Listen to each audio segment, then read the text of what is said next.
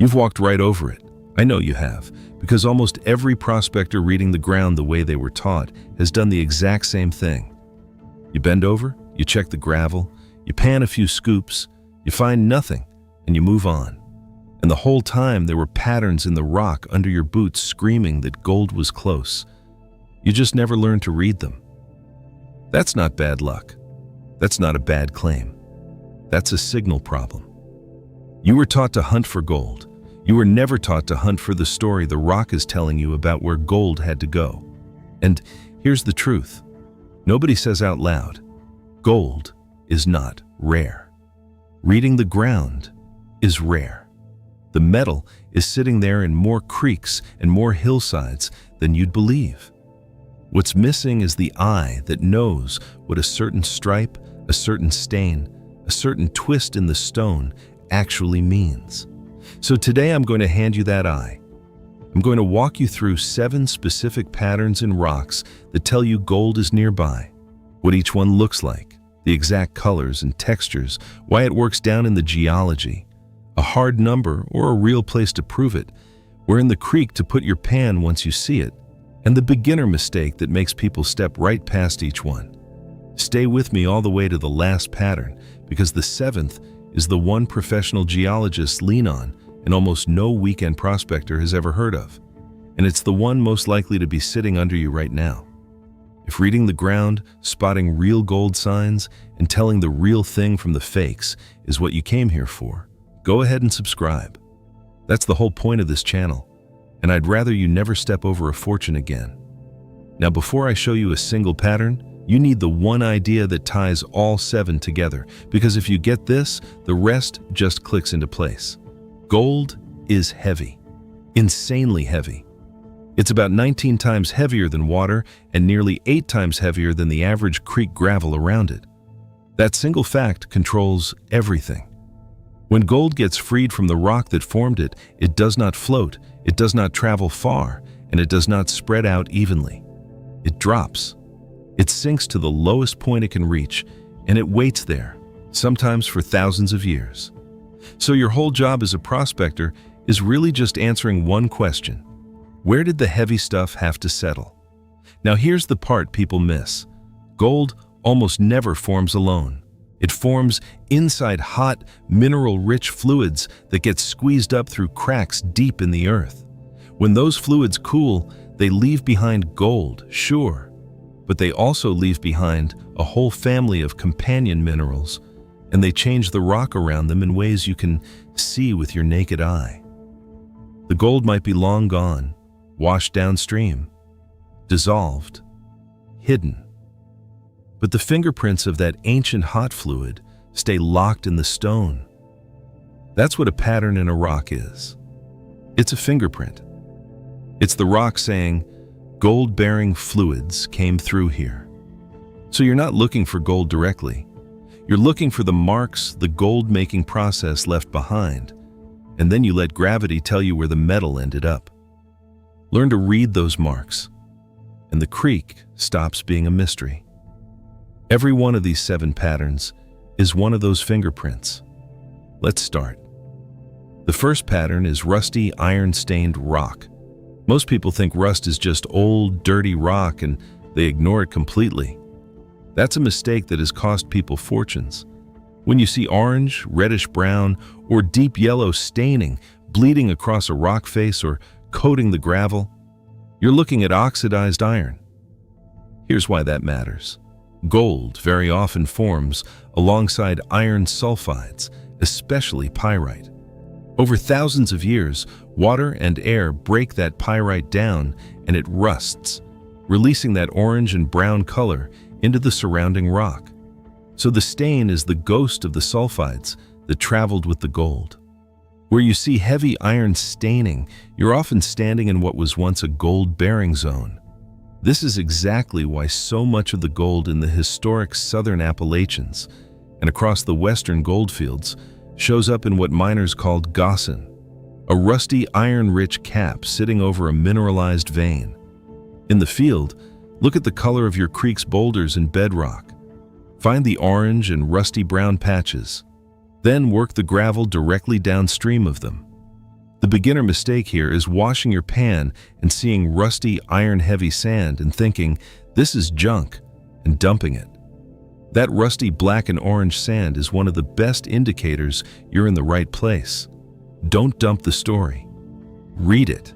And that rusty sand leads us straight to the next pattern, because the color right next to that orange tells you even more. The second pattern is black sand streaks and layers. You've seen it. That heavy, dark, almost magnetic sand that shows up in the bottom of your pan. Almost nobody realizes those black streaks in exposed gravel banks and bedrock cracks are a direct map to gold. That black sand is mostly magnetite and hematite, iron minerals that are heavy, about 5 times heavier than water. And remember the master rule: heavy things settle together. Gold is the heaviest thing in that creek, and black sand is the second heaviest. So wherever the current was strong enough to drop the black sand and no stronger, the gold dropped in the exact same spots. Black sand isn't gold, but it's gold's shadow. Where you find the dark, dense stripes, gold is riding along underneath. This is why old-timers said, "Get the black sand and the gold takes care of itself." In the field, look for dark layers pinched into the gravel, a black line running through a lighter gravel bank, or dark sand packed into a crack in the bedrock. Dig right there. The mistake beginners make is panning off the black sand too aggressively at the end and flushing the fine gold out with it, because fine gold and black sand cling together. Slow down at the black sand stage. That's where your gold is hiding. And speaking of where gold hides, the next pattern is about the rock that literally carries it. Quick pause here. Everything I just walked you through, and dozens more tricks like it, is inside the Gold Prospector's Bible, 2026 edition. 50 field-tested tricks to stop getting skunked. And right now it comes with the 30-day Skunk-Proof Roadmap completely free, a step-by-step 4-week plan to pick your ground, test smarter, and find your first real color. Link in the description, QR code on screen. This is the season you stop guessing where the gold is. The third pattern is white quartz veins with color inside them. Quartz is everywhere, so people glaze over when they see it. But quartz is the single most important gold host rock on the planet. And here's the trick. Plain milky white quartz by itself is usually barren. What you're hunting for is quartz that's been stained, cracked, and shot through with other colors. When you see a white quartz vein streaked with rust orange, smeared with reddish brown, spotted with dark specks, or laced with tiny cracks filled with darker material, your attention should spike. That coloring means the hot fluids that deposited the quartz also carried metals, iron, sulfides, and gold. The vast majority of the world's hard rock gold, including the deep mines that built towns across California, Nevada, and Colorado, came out of quartz veins exactly like this. In the field, walk the bedrock and the big boulders and look for white quartz lines cutting through darker rock. Follow the vein. Then pan the gravel below where that vein crosses the creek, because as the vein weathers, it releases gold straight into the water right there. The beginner mistake is grabbing every white rock and cracking it open, expecting to see a gleam. Real gold in quartz is often fine and sparse. You're not looking for a jackpot rock. You're looking for the stained, angry-colored quartz that proves fluids moved through, and then you let the creek do the concentrating. Now hold that thought about quartz, because the next pattern tells you which quartz to trust. The fourth pattern is the contact zone, where 2 different types of rock meet. This one shocks people because it looks like nothing. It's just a line where the rock changes. But that line is one of the most productive gold zones there is. When you see one kind of rock sitting right against a completely different kind, say a dark, greenish or gray rock butting up against lighter granite or against a band of quartz, you're looking at a contact zone. Here's the mechanism. When hot molten rock or hot fluids push up against colder, older rock, the boundary between them becomes a highway of cracks and chemical change. Fluids concentrate along that seam, and that's where gold drops out. Some of the richest gold fields in the world, including the legendary Mother Lode of California that gave up tens of millions of ounces, sit along enormous contact and fault zones where rock types slam together.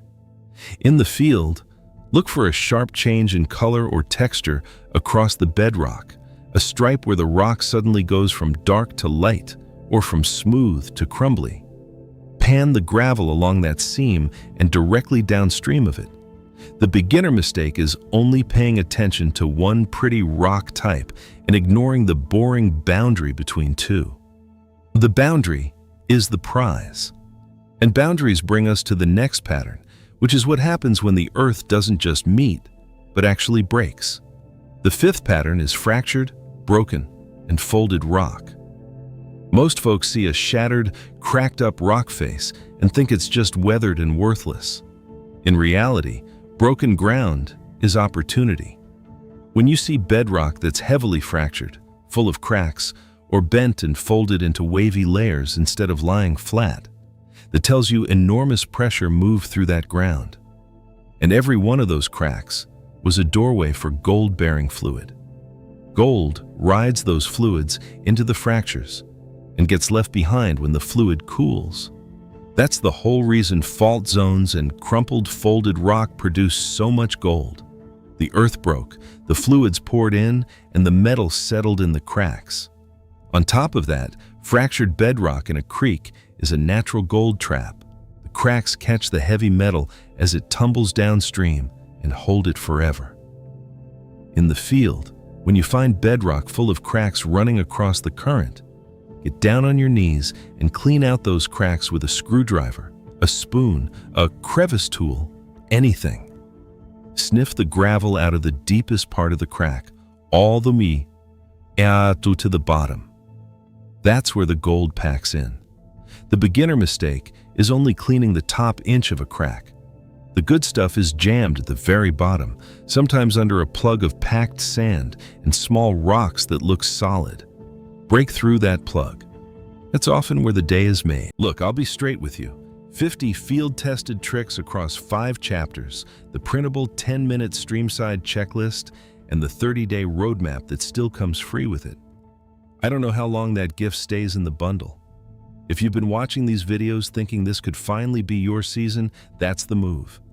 Link in the description below, QR code on screen. Make this the year you find your first real color. Now, before I give you the 6th pattern, we need to talk about the one thing that fools more prospectors than anything else on Earth because it hides inside almost every pattern I've named. Here's your villain, and you've met him. Pyrite, fool's gold. It shows up as brassy, shiny, yellowish specks and cubes in the rock and in your pan, and it has broken more hearts than any mineral in history. It fooled entire expeditions. It has shine, it has color, and to a hopeful eye, it looks like the real thing. But you can beat it in 5 seconds, and once you know how, you'll never be fooled again. First, pyrite is often shaped in sharp cubes and crystals with flat faces and clean edges. Real gold is never a crisp cube. It's rounded, lumpy, smooth, or ragged. Second, color under shadow. Move your pan so the suspect grain goes into shade. Pyrite goes dark and dull the moment the light comes off it. Real gold stays bright, buttery yellow, whether it's in blazing sun or deep shadow. That alone settles most arguments. Third, the poke test. Real gold is soft, like the tip of a pencil eraser gone metal. Press it with a pin or a knife tip, and it dents and stays put. Pyrite is brittle and hard. It cracks, shatters, or crumbles into little sparkling shards. Do those 3 checks, and pyrite can't lie to you. Keep him in mind, because he's going to show up again before we're done. The 6th pattern is water-worn rounded gravel and boulders, and specifically, the arrangement of them. You look at a creek full of round rocks and think, that's just a creek. But the shape and the packing of that gravel is a pattern that tells you exactly where the current slowed down. And where the current slowed down is where the gold dropped. Rounded, smooth cobbles mean rock that's traveled and tumbled, which means moving water, which means a place where gold was on the move too. Now watch the arrangement. Where big rounded boulders sit and gravel packs in tight behind and beneath them, the water was forced to slow and dump its heavy load. Gold, being the heaviest thing in the flow, drops first and drops there. This is the whole reason placer gold sits on the inside bends of rivers, behind boulders, and where a fast, narrow stretch suddenly opens into a slow, wide one. It's not random. It's physics. In the field, find the inside bend of the creek, the slower side, and dig down to bedrock behind the biggest stable boulders you can find. Get under the packed gravel, not the loose surface stuff. The beginner mistake is panning the loose, easy gravel right on top and in the fast water. The fast water carried the gold away. You want the low-energy traps, the inside bend, the downstream side of the boulder, the spot where the current gives up. Read the rounded rock, find where the water quit, and dig there. Now that brings us to the last pattern, the one I promised at the start, the one most weekend prospectors have never even heard of, and the one that might be right under you this second. The seventh pattern is the ancient river channel, what geologists call a paleo channel, and its telltale sign of well-rounded gravel and reddish clay sitting high and dry above the modern creek. This is the pattern that separates the people who find a little color from the people who find real weight, because these old channels are where the biggest concentrations of gold on Earth have been found, and hardly anyone hunts them. Here's the thing almost nobody outside professional geology truly gets. The creek running today is young, but millions of years ago, rivers ran through that same landscape along completely different paths, at completely different heights, sometimes hundreds of feet above where water flows now. Those ancient rivers spent unimaginable amounts of time concentrating gold, far longer than any modern stream. Then, the land lifted, the rivers moved, and those gold-packed old channels got stranded up on hillsides and buried under later rock, sitting there fully loaded and forgotten. In the field, the fingerprint is unmistakable once you know it. Look up, away from the water, at the hillsides and benches and terraces above the creek. When you see a band of rounded, water-worn gravel, rounded rocks that clearly belong in a river, sitting way up where no river runs today, often cemented in reddish or orange clay, you found an ancient channel. Rounded river rock high on a dry slope makes no sense to the untrained eye.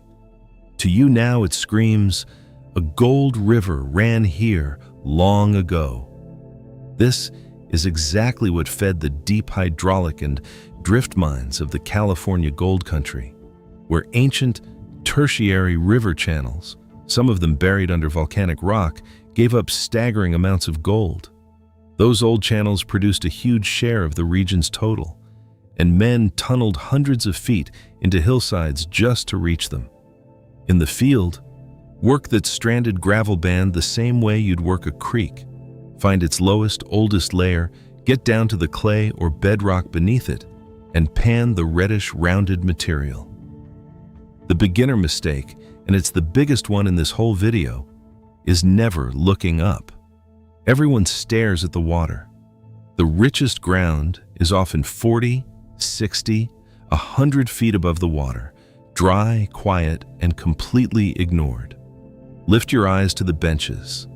That's where the old gold sleeps. Let me tell you about a find that proves what one overlooked spot can hold. In February of 2013, a couple out walking their dog on their own property in California's gold country noticed the top of a rusty old can poking out of the ground on a hillside, the kind of ground people had walked past for over a century. They dug it up. Then they found another. Inside those cans were more than 1,400 gold coins, dated from 1847 to 1894, buried and forgotten. Experts valued the hoard at around $10 million. Now, that was buried treasure, not natural gold. But the lesson is exactly the same, and it's why I'm telling you. The ground had been walked over by thousands of people for 150 years. Everyone stepped past it. The gold wasn't rare. The eyes that stopped and noticed the out-of-place detail were rare. That's the entire message of this video. The rusty can poking out of the dirt is the same as the rounded gravel high on a dry slope. It's a pattern that doesn't belong, and almost everyone walks right past it. Don't be everyone. And here's where our friend Pyrite tries one more trick, because he loves these ancient channels and iron-stained zones. That reddish, rusty ground is exactly where brassy pyrite loves to sit and sparkle at you. So when you're working that old gravel and something flashes yellow, run the checks. Move it into shadow. If it dulls out, it's pyrite. If it stays warm and bright, if it's soft and dense instead of shattering, if it's rounded instead of a sharp cube, now you got the real thing. 5 seconds. That's all it takes to keep the fool's gold from ruining a genuinely good spot. So let me ask you something, and I really do want your answer. Which of these 7 patterns have you already walked past without knowing what it was? The rusty stain, the black sand streak, the colored quartz, the contact line, the fractured bedrock, the rounded boulders, or that high, dry gravel bench you never thought to climb up to? Be honest, I think a lot of you have stood right on top of one of these. Tell me in the comments which one it was and where you were when you saw it. I read them, and I promise you're not the only one who stepped over it. So here's what you can do now that you couldn't 20 minutes ago. You can walk a creek and read it instead of just staring at it. You can spot the orange iron stain and know sulfides ran through that ground. You can follow a black sand streak straight to where the heavy gold settled. You can tell a barren white quartz rock from an angry, colored, gold-fed vein. You can find the contact seam where 2 rocks meet and fluids concentrated. You can clean out a fractured bedrock crack down to the bottom where the good stuff packs in. You can find the slow water behind a boulder on the inside bend where gravity dropped the gold. And most of all, you can lift your eyes off the water and spot an ancient river channel sitting high and dry on a hillside, loaded with gold that's been waiting there for millions of years while everybody else stared at their feet. You'll never look at a creek the same way again. If that's the kind of thing you want in your eyes and your hands, subscribe and stay with me. Because next time you walk a riverbank, I don't want you to be the person who steps over a fortune and keeps walking. I've been that person, and it's a lousy feeling once you know what you missed. Next time I want to show you how to read the shape of the water itself. The exact spots in a moving creek where gold drops out every single flood so you can walk straight to them. Until then, keep your eyes on the patterns, look up at those benches, and run the shadow test on anything that shines. Good luck out there, gold hunter. Go find what everybody else walked past.